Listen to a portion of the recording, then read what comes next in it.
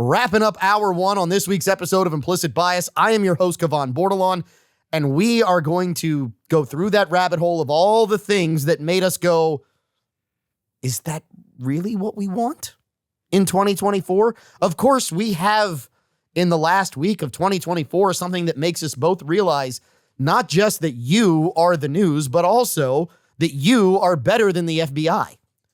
We'll talk about that in a minute. Let me introduce the crew that we have for you here in the TSPL and then the crew that's not in the TSPL this week. Let's start in Florida. As we go away from the shot of Florida, you saw the man who is in Florida. There we go, Tug. Look, first episode, we're all right. That is John Mode, a.k.a. the Beluga. We love him. The Dania Beach Bourbon Club. Hey, I love belugas. I got to swim with belugas. They were nice. They were sweet. They were funny. That's John. I guess, maybe. I don't know. They've got the IQ slightly above that of a dog. It's all right. So, all right. So that is John Mode of the Dania Beach Bourbon Club. John, it's a pleasure to have you here. Great to actually see you, not just hear you as the voice from the ether. That's a seal, John. And that would prove my point. Thank you for making my point for me. All right, to the TSPL. He said slightly above a dog. To the TSPL here in downtown Lafayette. Let me introduce you to the rest of the crew. At the bar, we've got Alan Rawls of KMLB up in Monroe, our Monroe affiliate. Alan, you're not quite an hour in. I'm curious, this going how you thought it would now that you got a chance to come down here? Oh, yeah, it's been fine. It's been fine. You keeping an eye on us this week, make sure we behave. Is that what's going on? I had to ask. Perhaps. Yeah. All right, sitting next to him is Louisiana's only certified master tobacconist, Rene Girard. Drunkle, it's a pleasure to have you back. I'm not drunkle yet. Notice he said yet. There's He said a possibility. Yet. Yeah. Hey. But Alan's listened to the show for quite a while now, so he kind of knew what to expect. You would hope. He just didn't know how we put it together. Yeah, it's messy. Yeah. It is. It's messy. We have this expansive TSPL with, palatial estate and everything else. And, it's great. Not as good as Mr. Lester's, though. No, I think Alan wants to chime in on that because I think he's going to call you for lying. They say, don't go don't go to the kitchen. Don't see how it's made. Yeah. This was a safe experience so far. I'm not running away. I'm not telling my boss, hey, cancel that show. Dude. What's going on?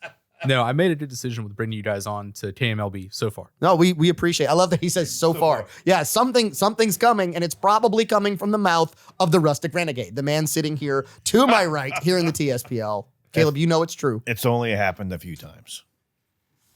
Right? And look, I don't know about the beluga. That to me seems a little much. I was thinking P squared. P squared? Yeah, puddle pirate. No, because that's picking on everyone who has served this country in that manner. And I'm not quite willing to go there. Well, I can go there. It's the Coast Guard. What are they going to do? Actually, they have jurisdiction all kinds of places. Yeah. The Coast Guard can mess with you because you don't own a boat. Part of the Department of Transportation. Correct. Right. So, yeah, they can mess with you. And I'm sure John knows a way because John is that guy who innovates everything, right? Oh, good job. You like that? You like nice. that? Yeah. That was nice. Yeah. I'm really impressed. Walker is here. We're not going to even talk to him this week. We are going to dive into what is perhaps one of the most puzzling stories that is the most complete, maybe, in the last 2 weeks. So we were actually talking about how an assassin was found in the last couple of weeks. Everybody knows the story of the United Healthcare CEO who was assassinated. The assassin's alleged last name is Mangione. Now, notice I didn't say the alleged assassin. I said the assassin's alleged last name is Mangione. And that is for a very specific reason. Because I find it really odd. I find it highly curious that the FBI,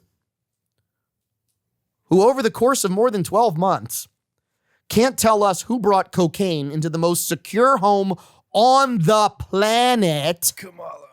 Sorry, I had something. I apologize. I choked. That same FBI tells us that this assassination of the United Healthcare CEO is all wrapped up with a bow. A guy who was apparently intelligent enough to somehow procure a semi-automatic ghost gun pistol or 3D printed pistol, not necessarily the same exact things, put a suppressor on it to engrave the casings of the rounds that he fired and left at the scene, who was intelligent enough to shoot a man in the morning, in daylight, on the street, in one of the most crowded cities in the world, and get away where no one knew where he went.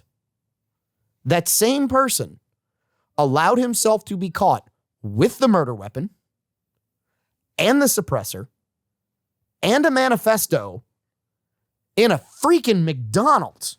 What's the other thing I left out, Caleb? The ID. Well, yeah, and his ID, of course. I mean, I love how you went there, because if this person is smart enough to go into one of the most surveilled cities in the United States, make it in with almost no imagery of himself, make it out with no imagery of himself, make it states away, why would he still have all this on him? but yet somehow dumb enough to go into a Starbucks and take his mask off? So it's either it's one of three things, right?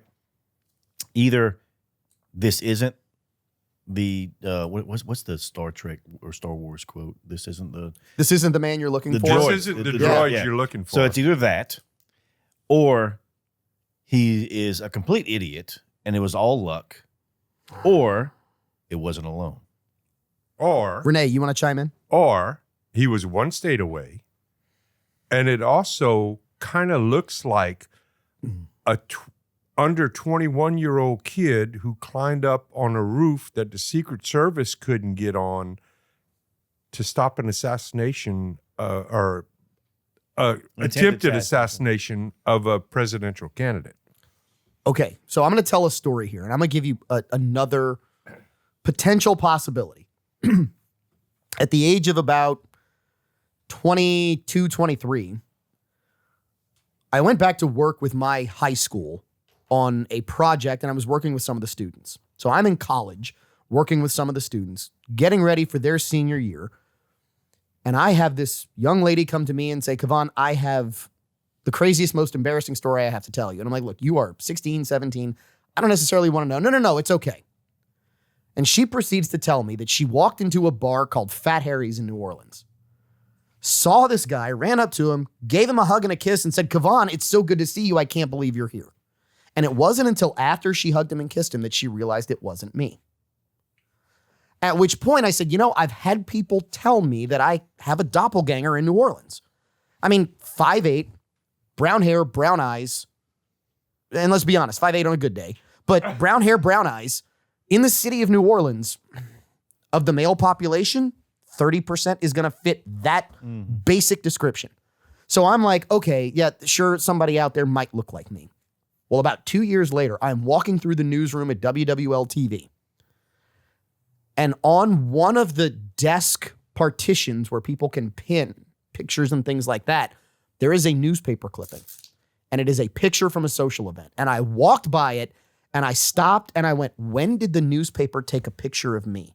I don't remember having my picture taken to be in the newspaper. And it wasn't until I looked at the picture closely and went, that's not me. That is how much this guy looked like me. The saying is we have, 7 doppelgangers? Yeah. But I actually told someone, if this guy commits a crime and he does it on video, I'm in trouble. Because if you look at the video, especially back then, you'd never know the difference. It almost makes me wonder, especially with this guy screaming, I'm a patsy. In his manifesto, allegedly, it says, I'm a lone shooter. Church lady, how convenient. I mean, all these things that you're like, so just that would go back doesn't make he's the sense. fall guy, right? Yeah. Is he just somebody These that they aren't- identified and said, well, we got somebody who looks like him? These aren't the droids you're looking for, however it goes, right? I don't Yeah. You have to correct Yeah. me if I'm wrong, John. Yeah. I've never seen that show. So, like, there has to be something to this. There's more to it than what meets the eye. When you look at the firearm, it was they call it a ghost gun, right? It could be 3D printed. They use the term ghost gun about a number of things that don't really exist. It's a made-up term. But let's say it was a 3D printed firearm at home. with a polymer 3D printer. That would explain having to rack the slide back. Now, the way they manipulated this, they would have not minimal, but in some good knowledge about how the firearm works. Screw it. Take this guy to the range. Yeah. I mean, if you put a bunch of offers around him and he turns around, there you go, problem solved. But in the meantime, check his familiarization. Check how he manipulates the firearm. Check how he works it. These are small nuances that we can go through and see. We have somebody who, like I said before, is not, I'm not use classically trained, but is not extremely intimate with the firearm. They don't have an extreme amount of knowledge. This isn't their first time maybe doing this, but they're also not a professional.